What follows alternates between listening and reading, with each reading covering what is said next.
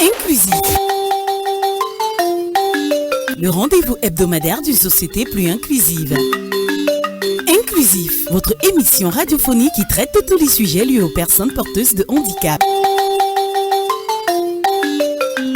Comprendre les handicaps, élaborer les solutions inclusives, comprendre les démarches d'insertion sociale entre spécialistes, auditeurs et handicapés. Inclusif vous offre tous les samedis de 14h à 15h sur Jumbo FM 91, un autre regard sur la société. Inclusif, fier d'être soi-même. Présenté par Parfait Siap.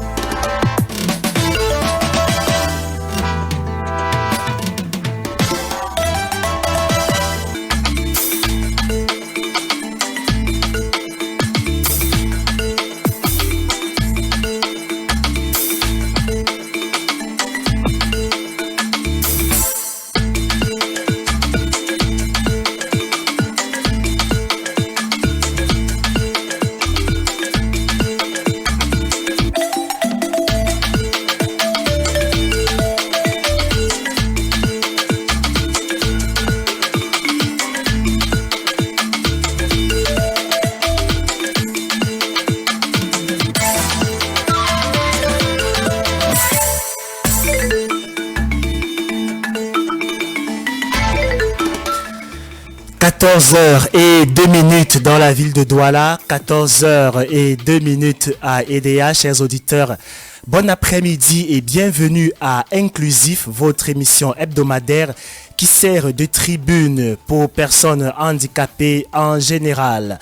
Mesdames, messieurs, nous avons pour vous un événement spécial. Aujourd'hui, c'est le spécial Beast, émission spéciale Beast, Blind Youth Sensitizing Day.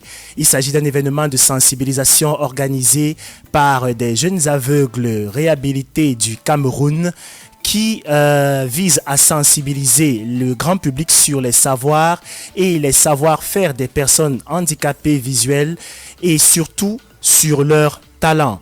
Mesdames, messieurs, installez-vous confortablement. Nous sommes avec la grande équipe de la production pour vous accompagner. Dixon Kondo à la réalisation et à la technique de cette émission.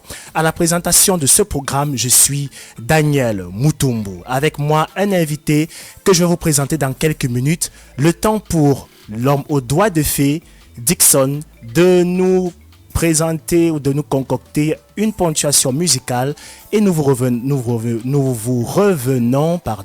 juste après. I'm in love with rhythms.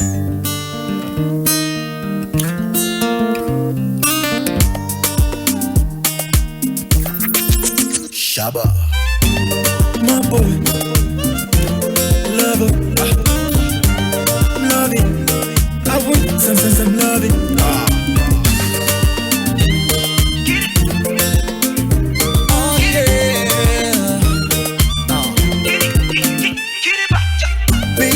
Façon dont tu shake it me fait te look toute la night. And the way que tu do, papa tu me rends.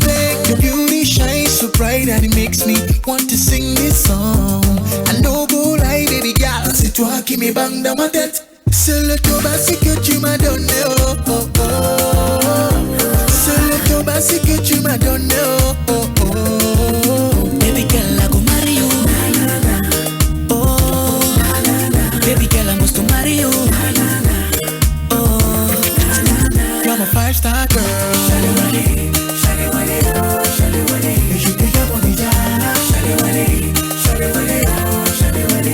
You're my five-star girl. No, no. And she's got a fine thing down. Shawty wale, oh, down, down. Marry me, oh, marry me. Now the things you do, better do me, totori, oh, totori. For my heart, baby, do check him, now you will know. Loving you, not the only way. C'est le tobassi que tu m'as donné, oh oh oh. C'est le tobassi que tu m'as donné, oh oh oh. Baby girl, I go marry you. Oh, baby girl, I must marry you. Oh, you're my five-star girl. Shawty wale, shawty wale.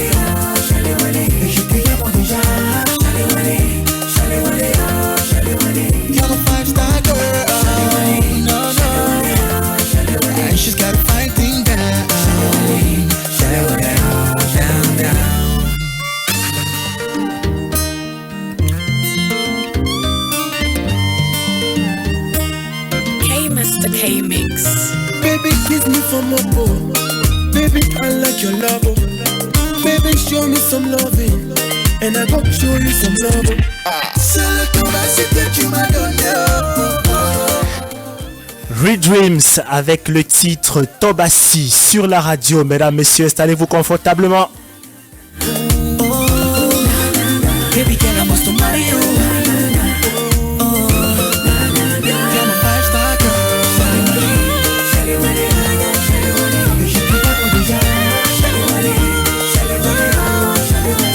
five-star girl. And she's got the floating down.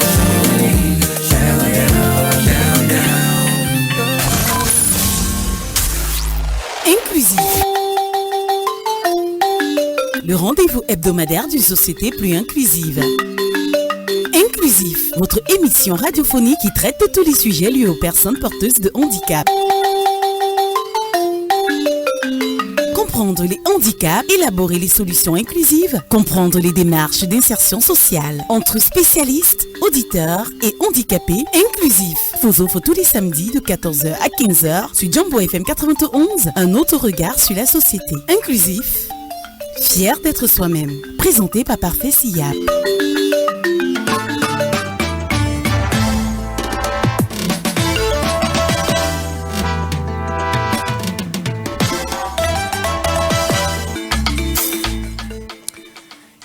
Et si je vous demandais, chers auditeurs, quand vous voyez une personne handicapée visuelle, à quoi pensez-vous? Pour certains, il peut avoir de la pitié, pour d'autres de la curiosité, et pour d'autres encore un certain mépris. Dans notre société, les personnes handicapées visuelles sont souvent victimes de préjugés et de considérations culturelles qui ne sied pas réellement à leur épanouissement dans la société. C'est dans ce cadre que la jeunesse d'Akfiza, Association pour la formation et l'insertion sociale des aveugles, a pensé un projet, le BEAST, le Blind Youth Sensitizing Day, dans le but de sensibiliser le grand public sur les talents, les savoirs et les savoir-faire des personnes handicapées visuelles. En quoi consiste cet événement? Plus précisément, j'ai dans ce studio deux invités. Il s'agit de Kevin Douel Momo et de Lionel Kwesa. Kevin Douel, bonjour. Alors bonjour Daniel, bonjour à tous les auditeurs. Ma voix est un peu cassée, je ne sais pas pourquoi. Vous savez, on est en train de travailler pour l'apothéose du BIS, donc on a crié un peu beaucoup, on est un peu partout en même temps, donc... Effectivement. Excusez ma voix, chers auditeurs. Voilà, les auditeurs vont t'excuser. Alors, je rappelle que tu as une licence en communication et relations publiques et un BTS en journalisme, mais aussi tu es éducateur spécialisé avec un quatrième en poche. Tellement de casquettes qu'on ne sait pas ce qu'on va porter finalement.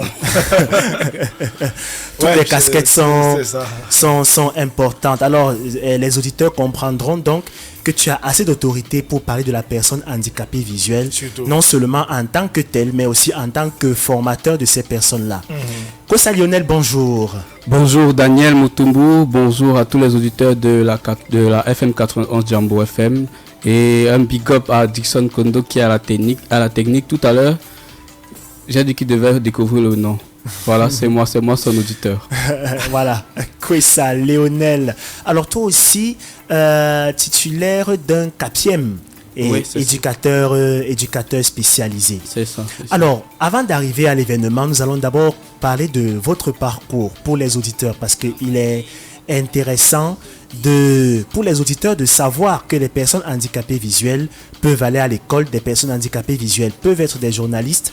D'ailleurs, le présentateur attitré de cette émission inclusif est handicapé visuel. Alors, commençons par Kwesa. Kwesa, ton parcours, comment déjà tu as contracté ce handicap, la vue?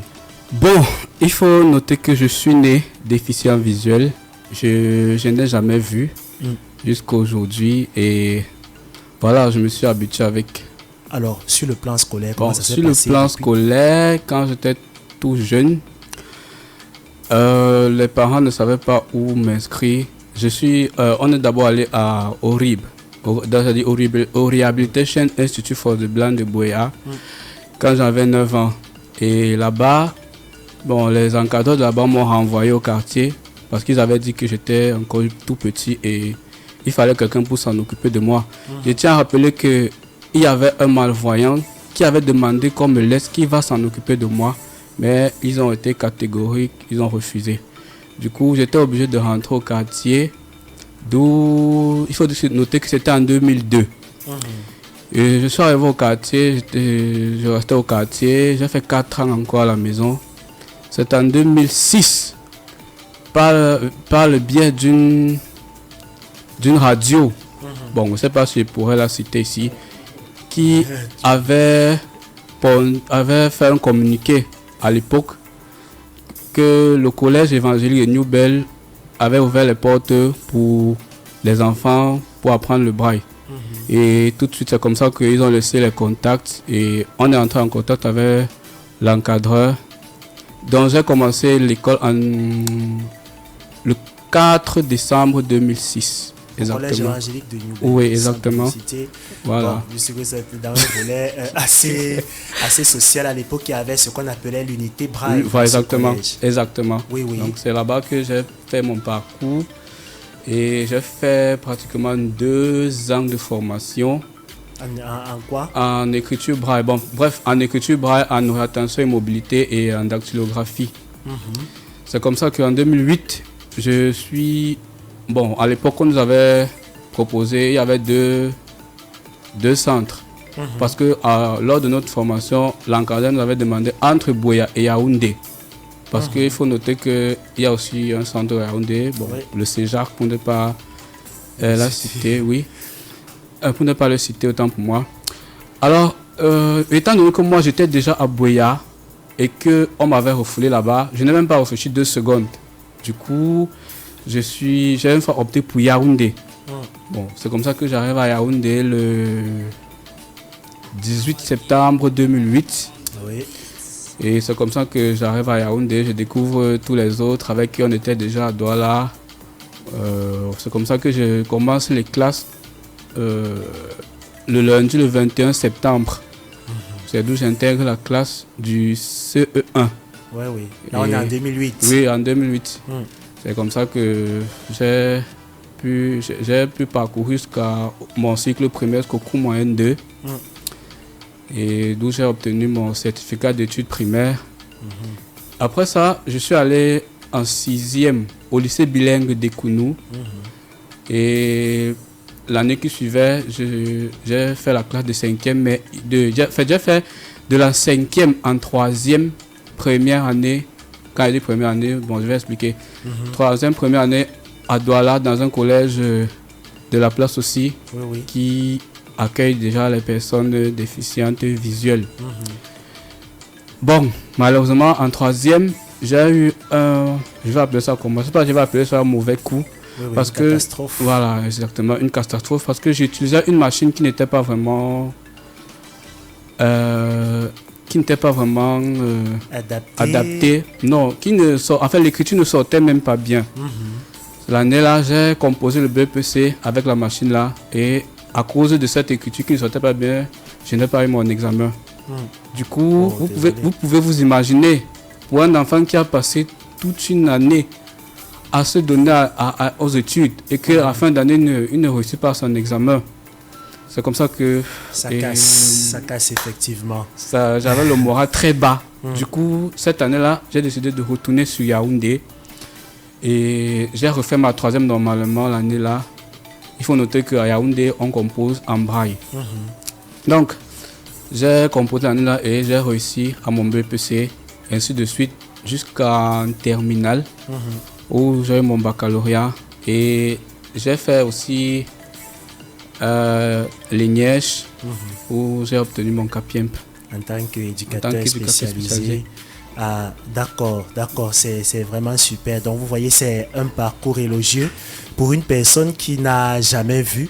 Il faut le dire parce que les personnes handicapées visuelles sont toujours vues comme étant diminuées, comme ne pouvant pas apporter grand chose à la société.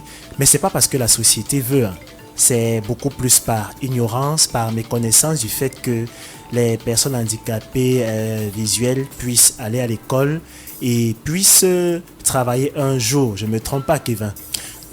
Vous ne vous trompez pas, monsieur. Vous ne vous trompez pas. Ma voix, si on va pas s'en sortir. Non, vous ne vous trompez pas.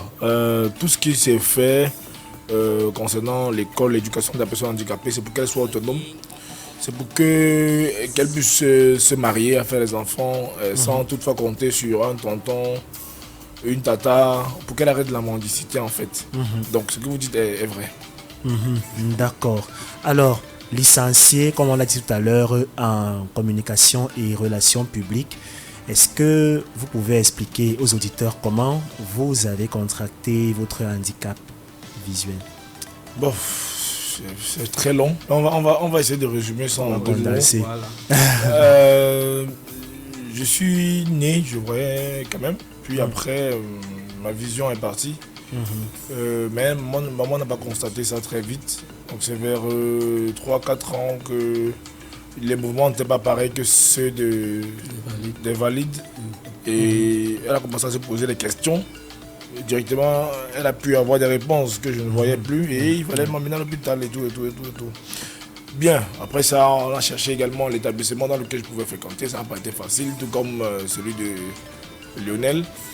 Et bon, grâce à Dieu, on a pu trouver. Et Arfis a été là. Depuis, je suis le premier bébé d'Arfis. Ah ça, le premier bébé, un produit palmarès d'Arfisa.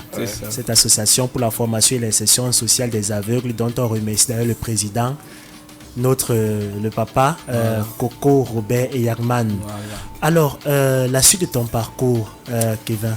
Alors, j'ai eu un parcours différent de celui de Lionel parce que quand je fais mon bail, je m'en vais à Yaoundé directement. Je n'ai pas eu le choix entre Yaoundé et Boya. Je crois que si j'avais le choix d'aller à Boya pour apprendre un peu l'anglais. Pas l'anglais, mais... Bien, après ça, j'ai fait Yaoundé jusqu'au moyen 2. Je suis revenu à Douala pour fréquenter au collège évangélique, normalement avec les élèves qui voient. Et puis après, c'est que... on a eu des difficultés en terminale et puis on est rentré au lycée Jos pour finir la classe terminale finalement. Et puis après on est remonté à Yaoundé pour continuer avec le KPM, pour faire le KPM, pour faire le BTS en journalisme et pour faire la licence. Donc Yaoundé et Douala sont mes deux villes d'instruction. Voilà. D'accord. Merci beaucoup pour ces différents parcours. Et maintenant, j'ai envie de vous poser une question. L'intégration, comment ça se passait avec les autres? Parce qu'il me semble que vous deux, comme la plupart des personnes handicapées visuelles, aviez fait des écoles qui se voulaient inclusives dans la mesure où les cours se suivaient avec les autres dans une même salle de classe. Alors, comment ça se passait avec vos camarades en général, Lionel? Bon, déjà, disons qu'avec nos camarades, bon, ils comprenaient la situation. C'est bien vrai que ceux qui n'étaient pas dans nos classes, dans nos salles de classe, quand ils nous voyaient à distance, et ils se mettaient à l'écart. Bien même quand nous marchions avec nos cannes blanches, oui. Quand la canne veut seulement le frôler, ils se reculent comme si c'était un fantôme qu'ils avaient. Tu vas le contaminer. Oui, que tu vas, exactement. Tu vas le contaminer. Exactement. Mais sinon, avec les autres camarades, ça se passait bien. Ça se passait bien, surtout les filles, il faut noter. Ouais, parce que la fille vraiment, elle est maternelle, elle est maman. Ce qui faisait que moi, quand je venais tous les matins, moi je ne nettoyais pas mon banc. Quand il venait, c'était déjà nettoyé. Ah, le beau gosse. Oui, donc c'était comme ça, c'était un peu comme ça. Moi, j'ai pas eu de... Mais bon, avec les autres, les garçons, bon, certains se rapprochaient, d'autres pas. Bon, c'était un peu mais ça. Tu préférais beaucoup plus accompagner des filles, oui, c'est ça? parce qu'elle est maternelle, la fille est maternelle. Hein. Les filles, ce sont nos mamans. Bon, mais l'intégration aussi, ça dépend de... On va pas s'en sortir. Alors, ça va seulement s'en sortir. Les auditeurs vont comprendre pourquoi tout à l'heure. L'intégration dépend également de l'éducation que les parents donnent à la maison. Parce que Lionel, lui, il a parlé de l'intégration à l'école, c'est facile.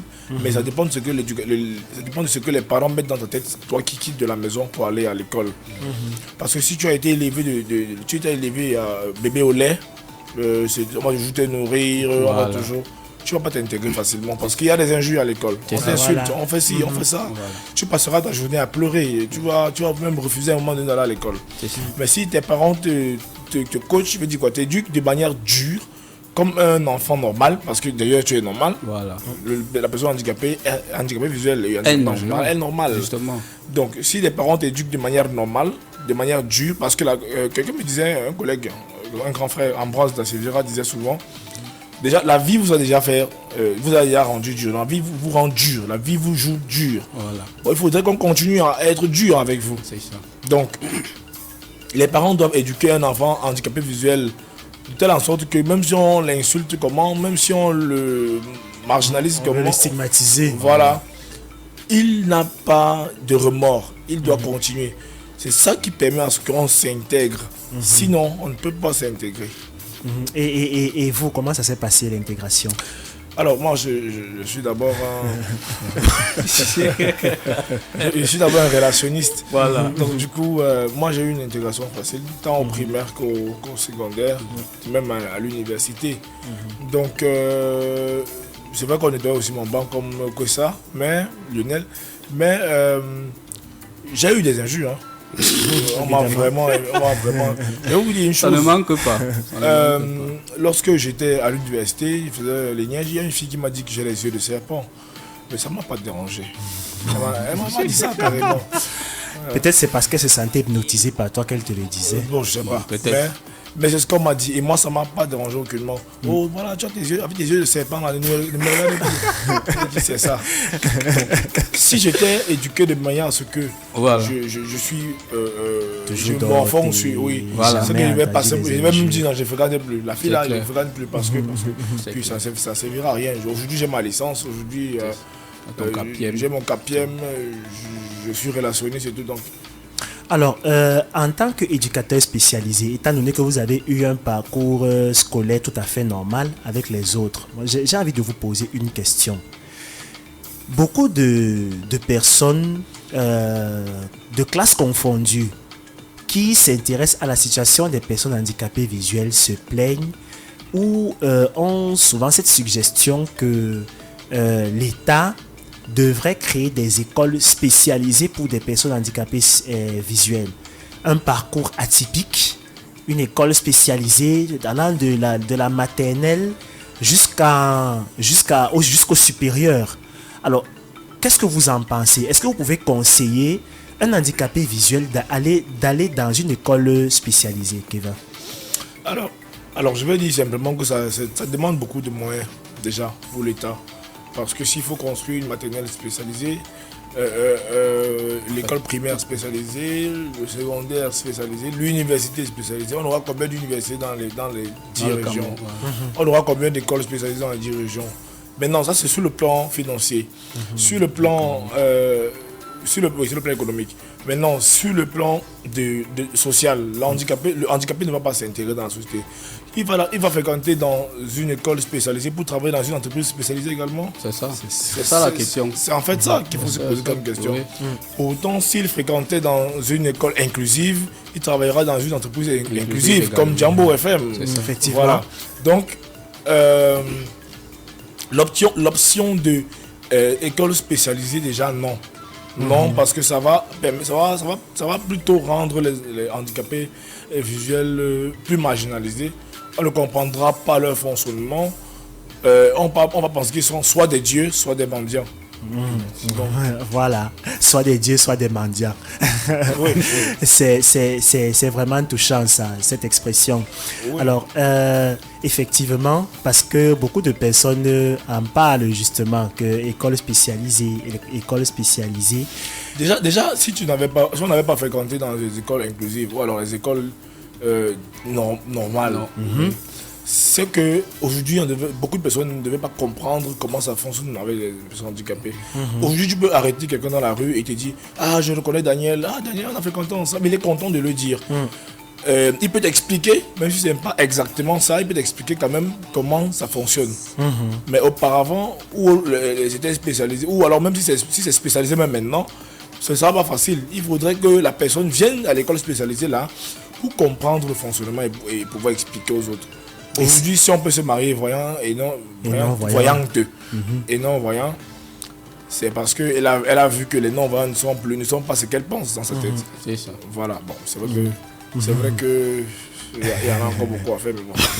Il y a énormément à faire. Alors, nous sommes sur Jambo FM, effectivement, la 91 FM, et nous sommes sur l'émission Inclusif, où nous parlons des personnes handicapées les personnes handicapées, leur vie, leur parcours.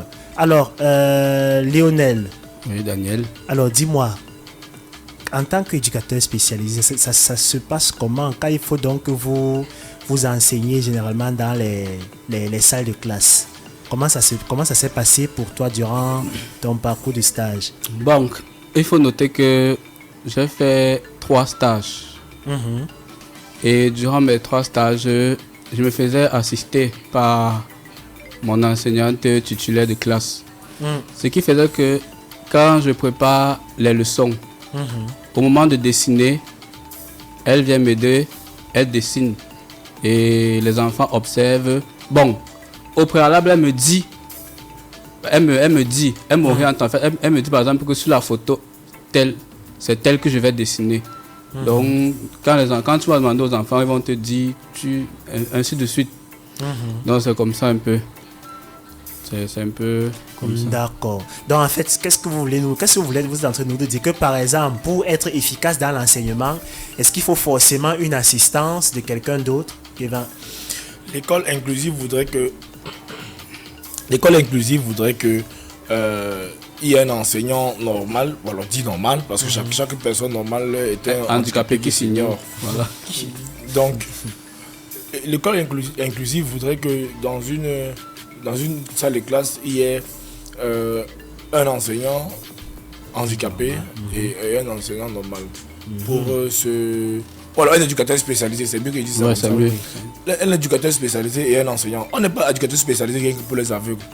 On est éducateur spécialisé pour les autistes. On est éducateur spécialisé pour les sourds-muets. On est éducateur spécialisé pour tout le monde.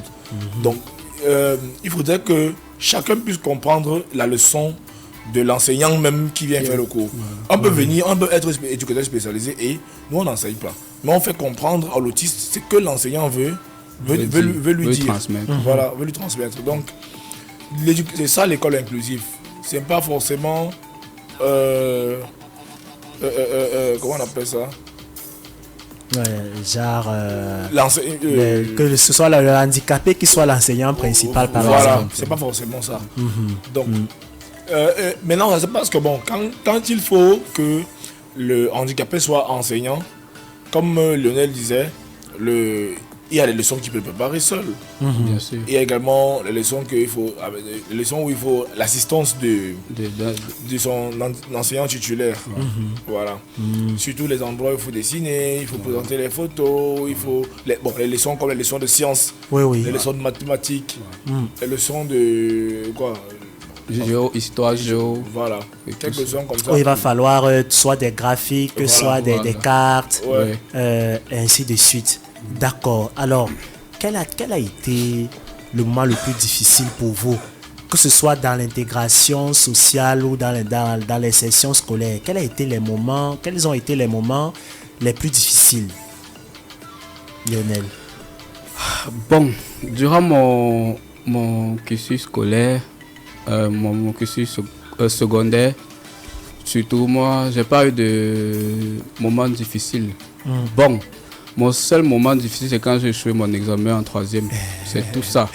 Mais sinon, le reste, ça allait comme sur des roulettes. Oui. Que ce soit au niveau de l'intégration et tout. Bon, oui, ça allait sur les roulettes. D'accord. Kevin, et toi? Bon, ben, je ne sais même pas si j'ai eu les moments difficiles. Parce que j'ai été éduqué comme un dieu à cuire.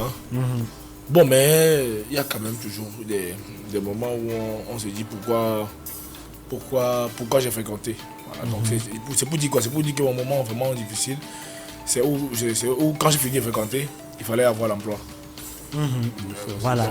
C'est un moment vraiment où on se pose la question pourquoi mon père a payé ma pension, pourquoi j'ai fréquenté jusqu'à la licence, Quand j'ai le cap, si j'ai resté à la maison, avec l'argent, on pouvait faire ci, on pouvait faire ça. On s'est dit tout dans la tête. Mais bon, quand on trouve l'emploi, on se dit, ah, l'école est bien.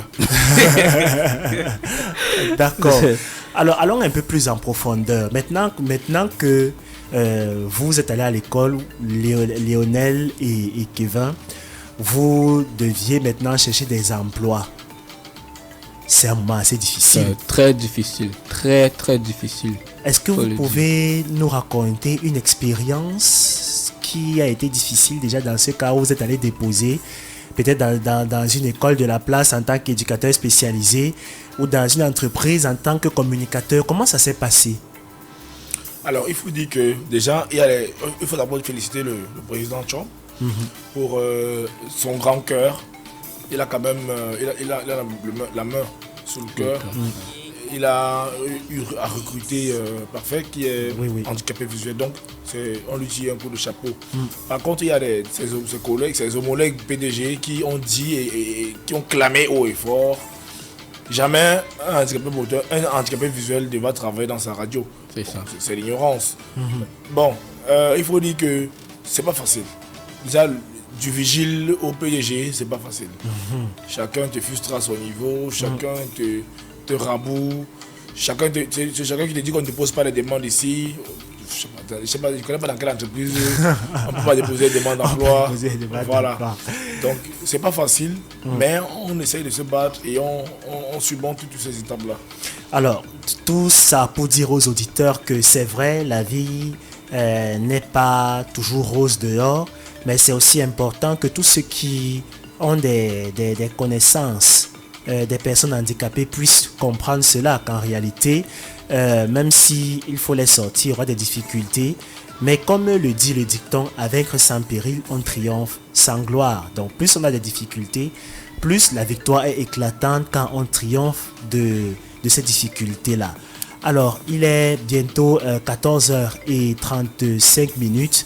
On va aborder un autre pan du sujet de l'inclusion des personnes handicapées visuelles, notamment au niveau de l'État. Alors, dans les différents cursus scolaires, allons d'abord dans le cas particulier de chacun d'entre vous. Qu'est-ce que l'État a quand même essayé de faire comme geste pour que vous puissiez arriver à ce niveau de votre scolarité? Lionel. Bon, qu'est-ce que l'État a fait? Déjà, de manière individuelle. Nous voulons déjà remercier le président Paul Biya pour avoir quel est le mot que je vais utiliser?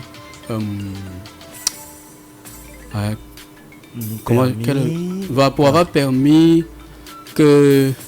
Non, pas permis, en fait, le mot permis ne tient pas. Quel mot est-ce que je peux utiliser? Il s'agit de quoi? Quelle action il a pu mener pour l'inclusion, en fait. Oui. Pour l'inclusion. Même comme ce n'est pas encore vraiment ça. Oui. Ce n'est pas encore vraiment ça. Parce que il y a nos collègues qui ont été recalés à la fonction publique. Bon, il faut dire qu'ils avaient eu le concours des journalistes. Maintenant, à l'oral, ils sont calés. Donc, c'est un peu ça. Donc, l'inclusion au niveau du fait qu'aujourd'hui, pour les non-voyants, les établissements publics sont gratuits. Exactement. De la maternelle jusqu'à un cycle doctoral, du moins jusqu'au supérieur, pour ce qui est du public. Mais moi, je parlais beaucoup plus sur un plan individuel. Kevin, est-ce que tu... Bon, l'État n'est pas là pour aider... L'État n'est pas là pour aider le particulier. Le gouvernement est là pour aider la population tout entière. Il ne va pas venir dire que bon... Lionel, toi, ton problème, c'est quoi? Je veux 2 millions, tu donnes 2 millions. Kevin, toi, ton problème, c'est quoi? Je veux 5 millions, tu donnes... Non. L'État travaille pour la communauté, le gouvernement, parce que l'État c'est tout le monde. Le gouvernement travaille pour la communauté, pour la population et non pour les particuliers. Donc si pour répondre à la question, c'est que non, l'État n'a rien fait, pour moi particulièrement, mais l'État a fait Oui, pour oui. tout le monde. Tout le monde. Juste en créant les écoles. Voilà. Tout, voilà. Voilà, maintenant, est-ce que vous avez bénéficié, par exemple, d'une disposition que l'État a prise, comme par exemple, on parlait de la gratuité? Bénéficier, bon, il faut dire que quand je fréquentais au lycée Toi, Joss, par exemple, qui était au lycée oui, Joss. quand je fréquentais au lycée Joss, ça n'a pas été facile. Gratuité, non. Mais j'ai quand même bénéficié de beaucoup de subventions. Quand pas de subventions, ça veut dire que Une j'ai pas payé exonération. l'exonération, c'est le mot qu'il faut utiliser. L'exonération.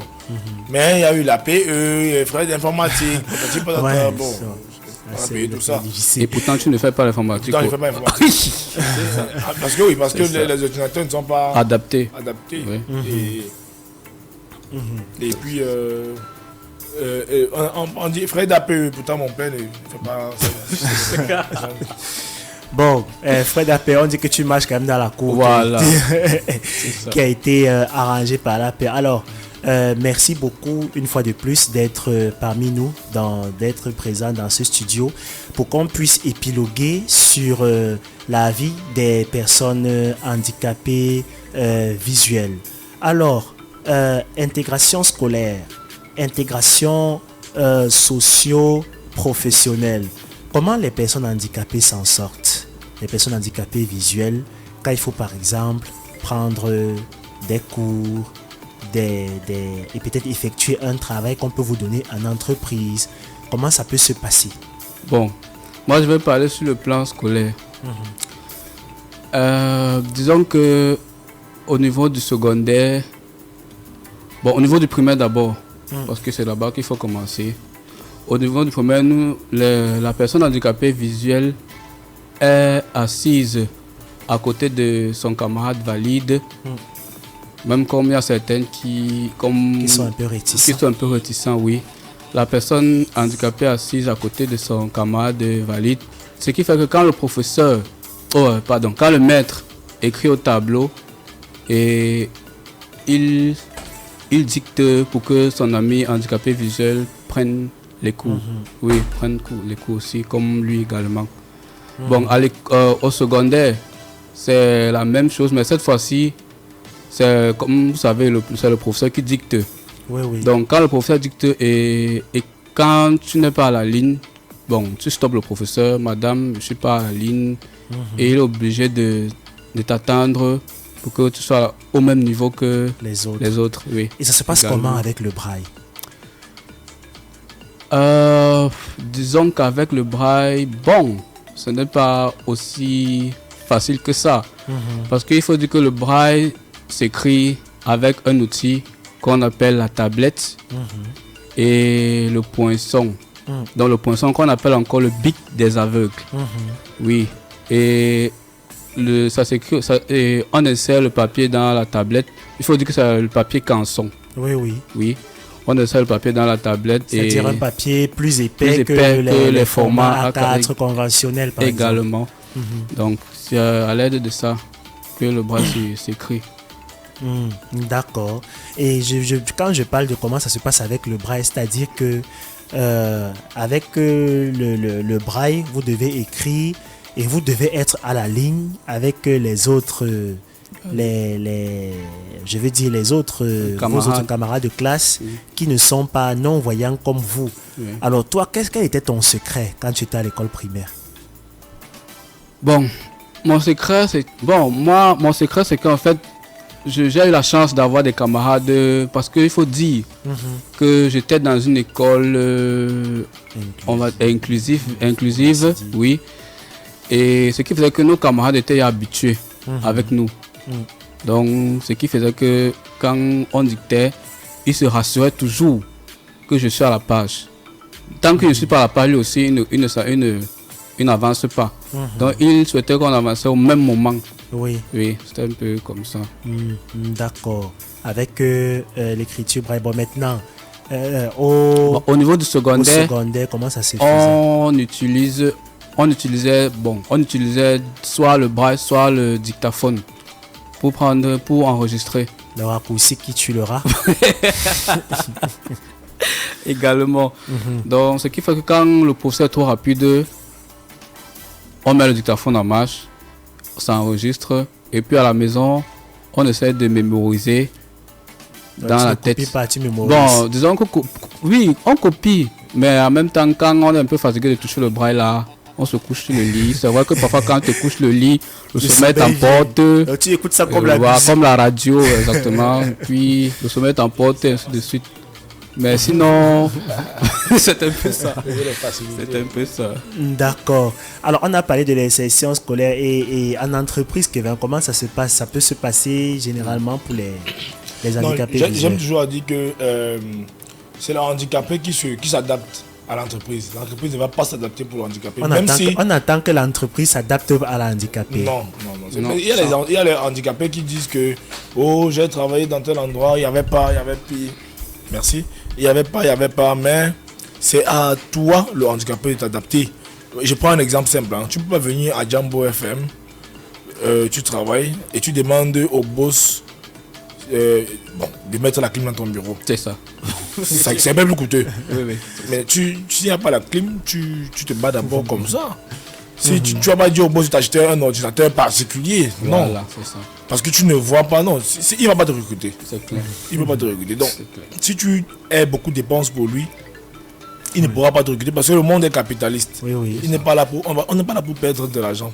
Mais si tu viens avec ton ordinateur, ou alors dans l'ordinateur qu'il t'a offert, ou l'ordinateur de bureau, tu installes JAWS ou NVDA, tu t'es adapté et tu peux travailler. Donc, déjà, j'ai eu à travailler dans plusieurs entreprises qui ne croyaient pas en mes capacités.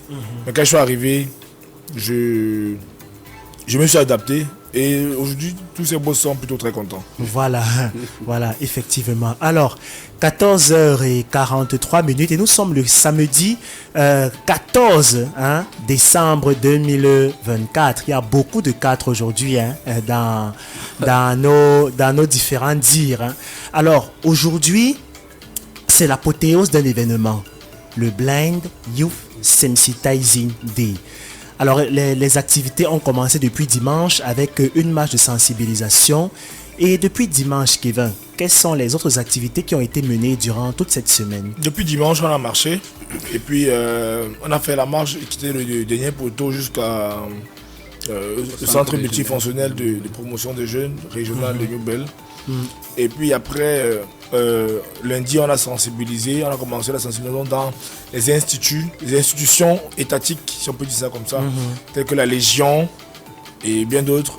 Mardi, c'était les sensibilisations dans les médias, comme on est aujourd'hui à Jambo FM. Tout à fait. Et puis, mercredi, c'était la même chose. Jeudi, on a joué au ballon. On a joué un peu au ballon, on s'est un peu blessé, on a un peu transpiré.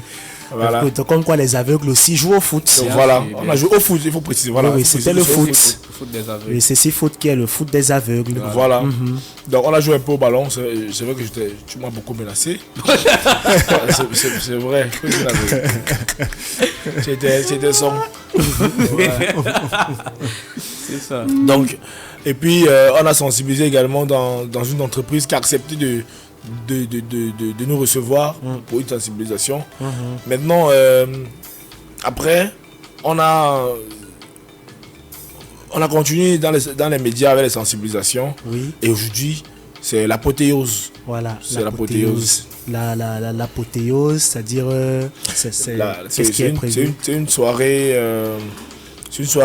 dans laquelle il y aura des jeux concours, et on aura les jeux de cartes. On peut jouer par les non-voyants qui joueront avec les voyants. On aura les jeux de domino, la détection des condiments, Ouais. au toucher et à l'odorat, pour que les femmes nous expliquent un peu comment elles font. Est-ce qu'elles préparent bien? Voilà. Est-ce qu'elles mettent le cube? On dit que c'est pas là. On dit que c'est le cube qui fait la publicité, non? Oui. Voilà, mais est-ce qu'elles ont cédé à la publicité du cube? Et tout. Et comment elles font pour différencier le sucre du sel? Voilà. Et tout ça, donc... Ce sera vraiment intéressant. Voilà. Il y a aussi un truc qu'on va faire, manipuler le téléphone Android. On a notre ami non-voyant qui est non-voyant et il est amputé de ses deux bras. Donc, comment lui fait pour manipuler le téléphone? Ce sera fait aussi ce soir, il va voir. Il va nous dire comment ça se passe. Donc voilà.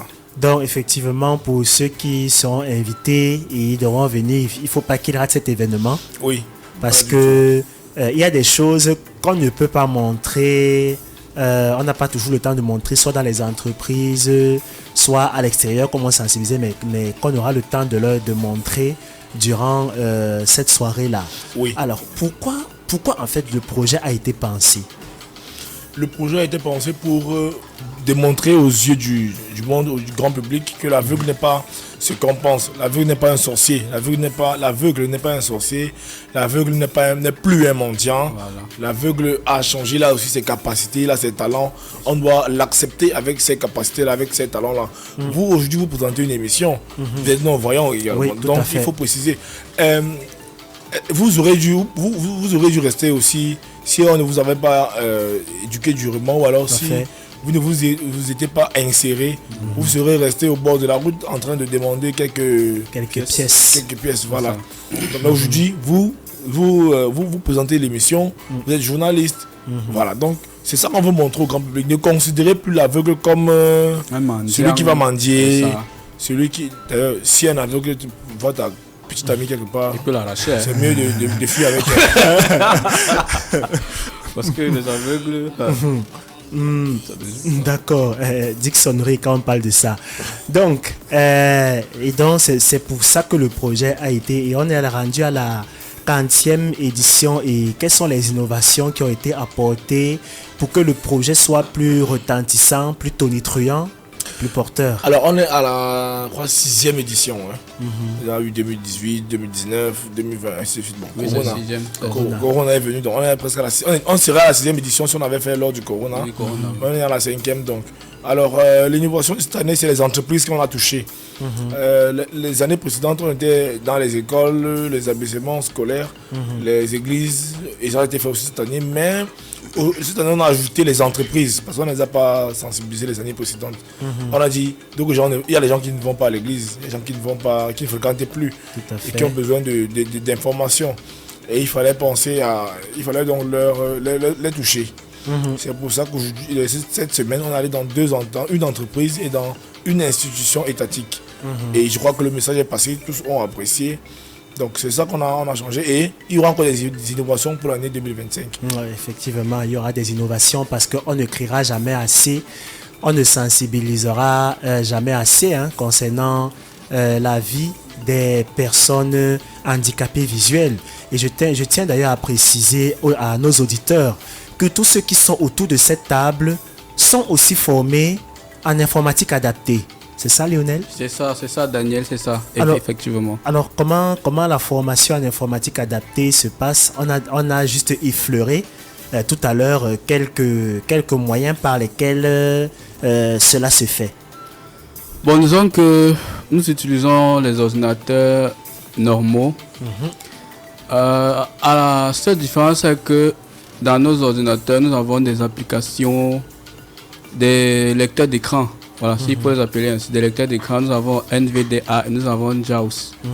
Oui, donc c'est un peu ça. D'accord.